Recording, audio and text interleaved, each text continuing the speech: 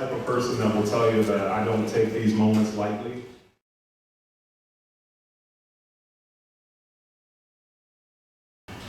I was blown away by the invitation. I am thankful and honored to stand before you all. I thank all the folks who worked tirelessly to spearhead this effort. I'll admit myself that a lot of the things that I'm learning about our culture have come from these types of moments. The making Juneteenth a national holiday is new for some folks, if we'll admit it. But what Joe and his team has been doing is not new to this community. And so I'm thankful for that. Thankful for all the sponsors who've made this happen and who make spaces like this available for folks like us. And so if I don't do that well or don't do it right, you have my thanks for all who have put this together. So what I want to do is tell you a little bit about myself. I'll share with you my thoughts. And then I'll wrap up as a keynote should. But I will tell you, by nature, I'm not a keynote speaker. And so I've had a journey in this life, and if I look at my own journey, that journey has been challenging, like many of us have had. It has not been a smooth road. So please, this for me in this moment is still a journey. And my thoughts about this moment are a journey. And so I'm going to take you through my thoughts, but it will not be as smooth as a keynote speaker. It will be as articulate as I could come up with for this moment. And so I preface that because I want you to be able to follow me on this journey, but some of us may not be able to. It may not be easy to follow me on this journey. It has not been an easy journey for me to follow, even as the person on it.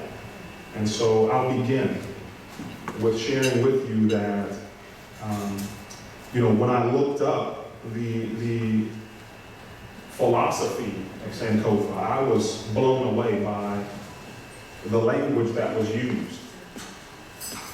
The part that spoke to me, it said, return to what is at risk of being left behind. There you go. And each of those words, for the type of person that I am, it's a challenge. When you begin with a word like return, my thoughts begin with, what am I returning to? And I'm going to speak to you, in some language that I don't often use. I'm not a guy who cusses, but the first thought was that I tried to black excellence my ass past my own people. Right? The respectability politics that we play leave us outpacing our own people. Some of us need to return to us. And I'm guilty of that. These are challenging thoughts. And so I'll tell you a little bit about my journey. My mom was born here. My dad is here. And unfortunately, I'm the baby of 4 boys. My mom suffered some domestic violence at the hands of my dad. And so my journey carried me to Birmingham, Alabama. I was largely raised there from birth till about 14 years old. And what caused me to return to this city was the murder of my oldest brother who remained here. I'm 14 years old. First time I ever rode on a plane. And my mom, and now I understand as a parent a little better, my mom was not very clear on why we were returning here. It was your brother's hurt. But when I arrived here, a city that I knew very little about, I wound up at a funeral on Belmont Avenue. And at 14 years old is when I committed to leaving you all. That's when I chose. I was that intelligent enough to understand what was happening to me and figuring out a way to get out of it. This is how I will not wind up murdered like my brother. I will leave you to yourselves. Ignore me.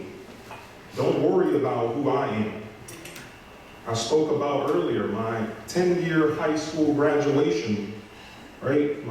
We celebrated at Jillian's at the Southern Park Mall. You might be too young to remember that place. But folks came up to me and were like, you look the same. And I'm like, you look like a stranger.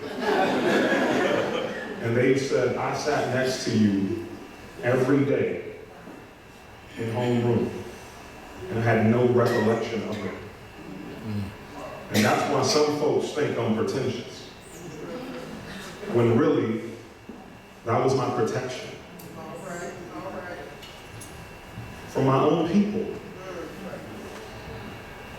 Because I couldn't articulate what was happening to me any other way but to say, I don't want involved in this. There was a quote someone said to me before, and it was often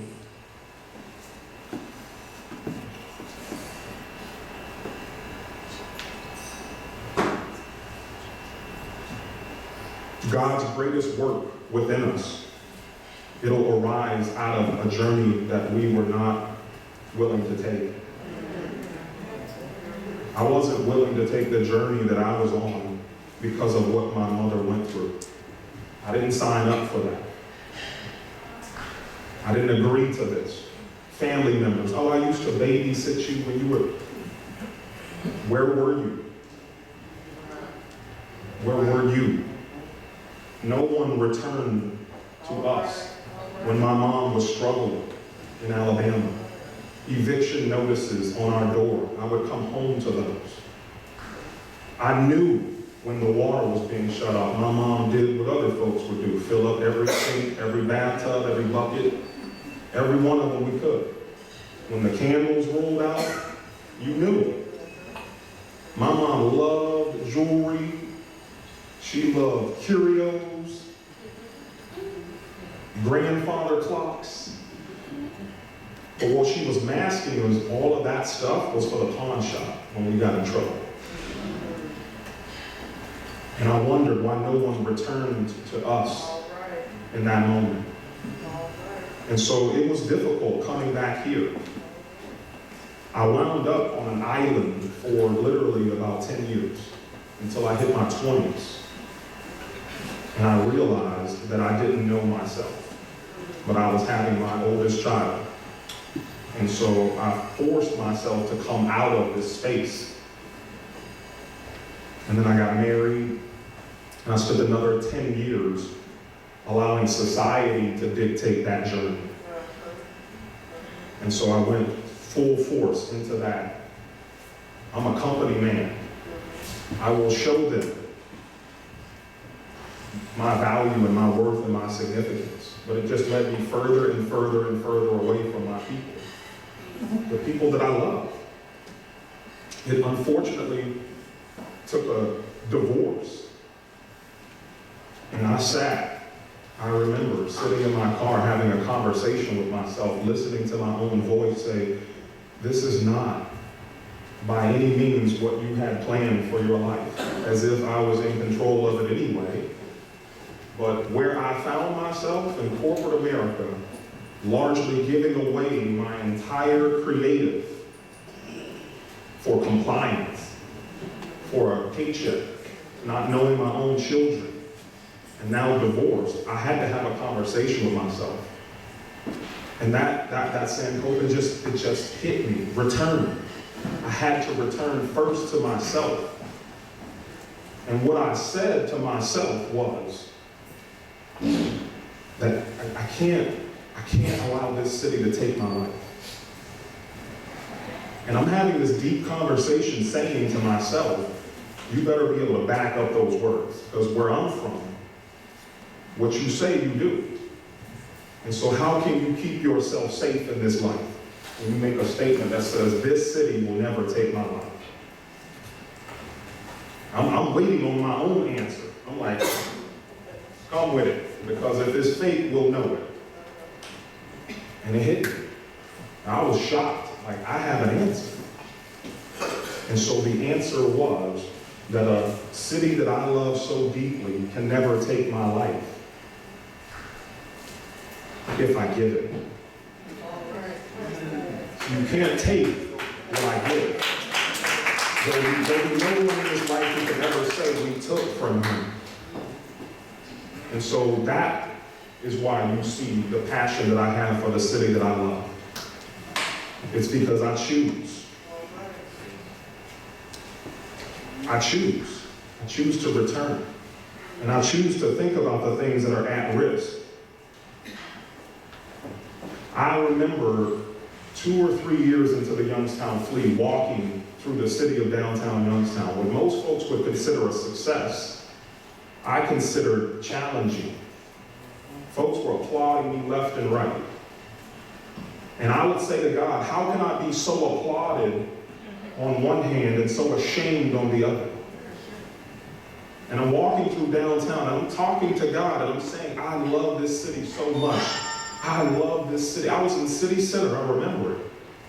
And God said, oh, you love this city, huh? Yes, you know my heart. You love this city, yes. And where this was coming from was I felt that the Flea wasn't living up to my expectations. There are folks who will tell you the Flea is for white people. Those are the comments I hear. And I have to say, well, if it's for white people, why do you think I built it in the city of Youngstown where most of them are afraid to come? It's strange to me. And so, again, I'm walking through the city center and I'm having this conversation. God, I love this city. But the Flea is just not working in the way that I thought it was going to go. God, I loved it. Oh, you love this city.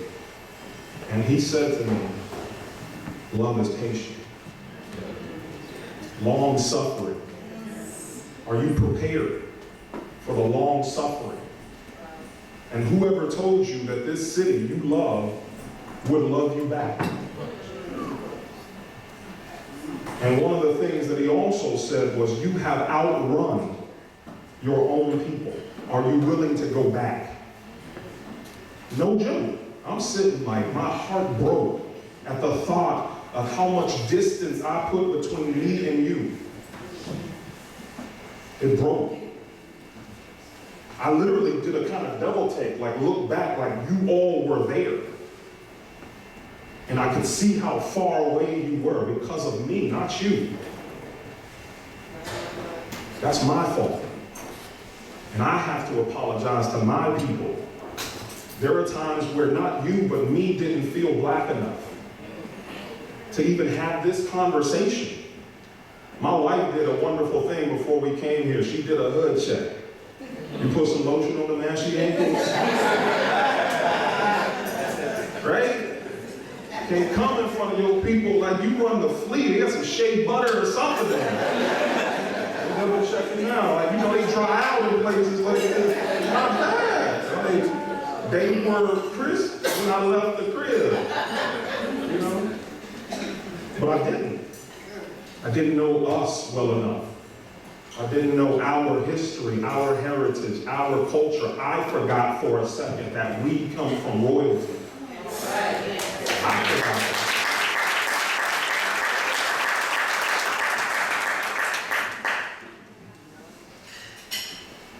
For me, this journey is one that is not one that most folks would sign up for.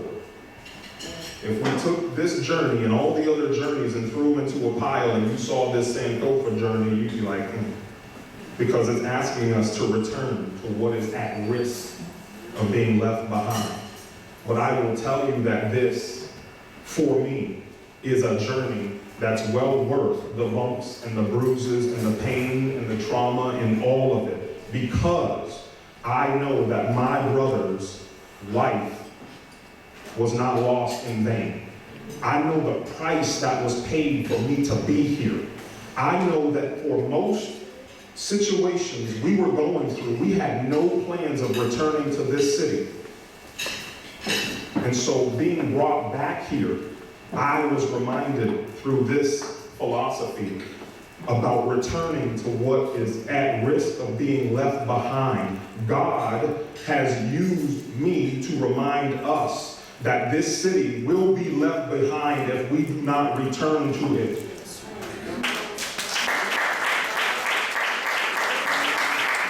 only way to do that, you read W.E.B. Du Bois' Souls of Black Folks, and it talks about what we thought would make us free.